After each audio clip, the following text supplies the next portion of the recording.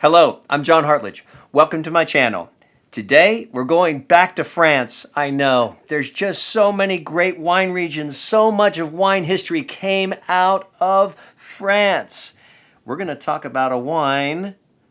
Pellehaut, is it you I'm looking for?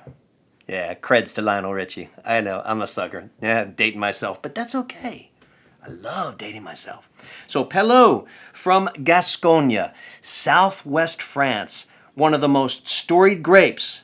And get ready, brandy lovers. Think cognac, think Armagnac within this same area, but also connected to Italy because a rose by any other name would be just as sweet.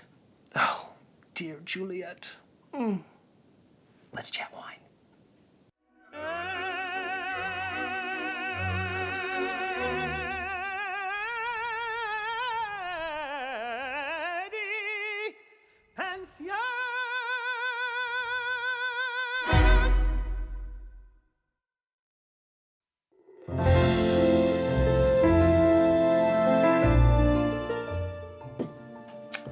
All right, let's get a little citrus in the mix.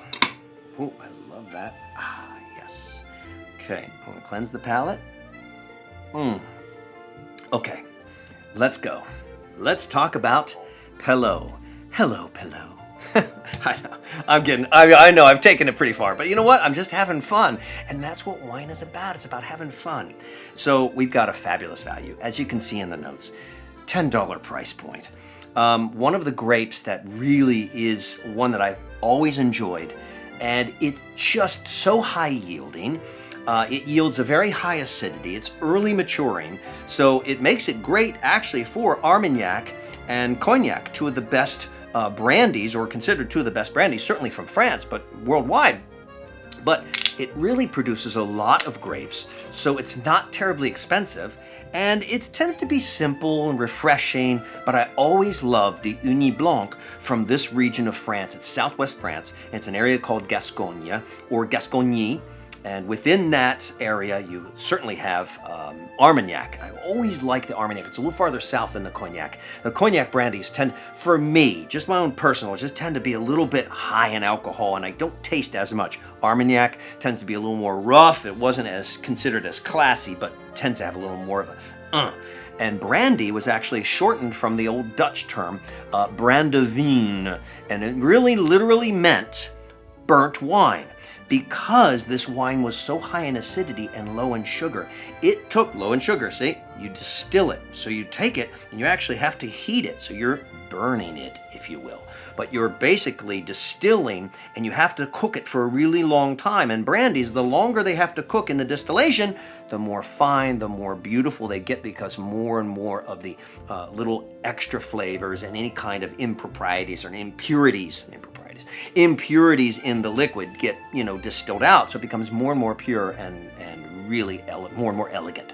So it's perfect grape for that. Ugni Blanc, oh, look at this glass. I have to pause for a second.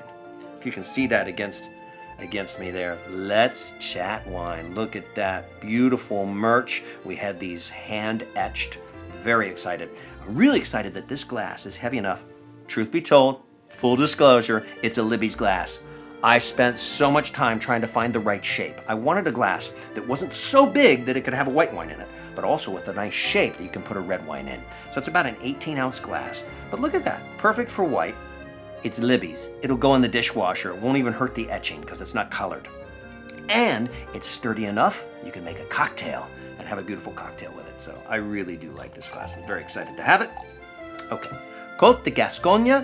As I said, Ugni Blanc. In Italy, this grape has 25 different names, but the main name in Italy is Trebbiano.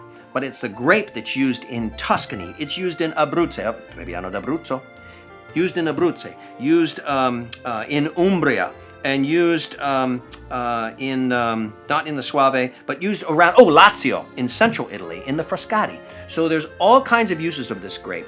It was originally Italian.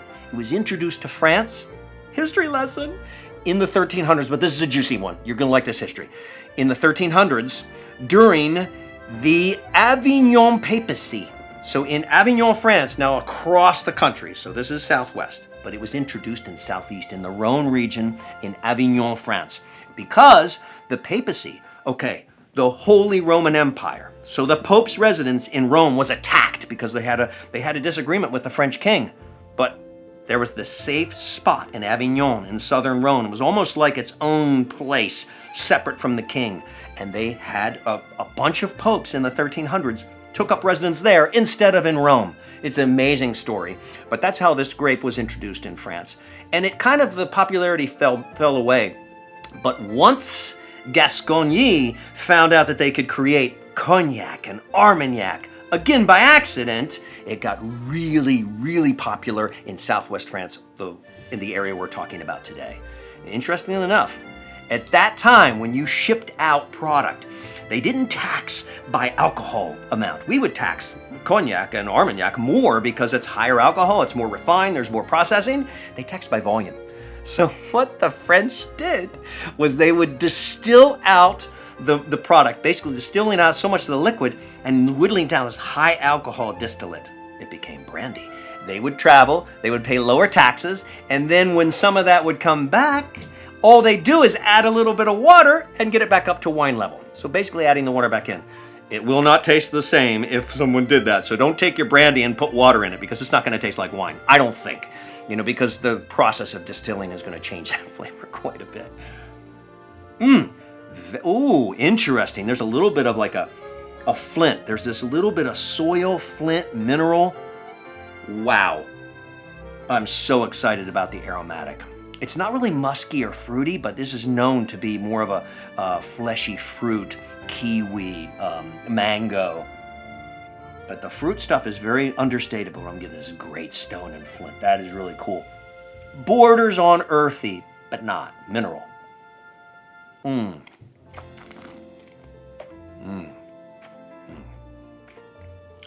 Wow, great acidity.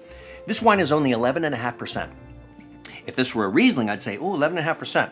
It's going to be a little sweeter. Like I said, this grape, when it's produced, high acid. So it doesn't have a lot of sugar to show. So it doesn't take much fermentation to get at the point where you've got a beautifully refreshing, crisp wine with great acidity, but also enough fruit to balance it.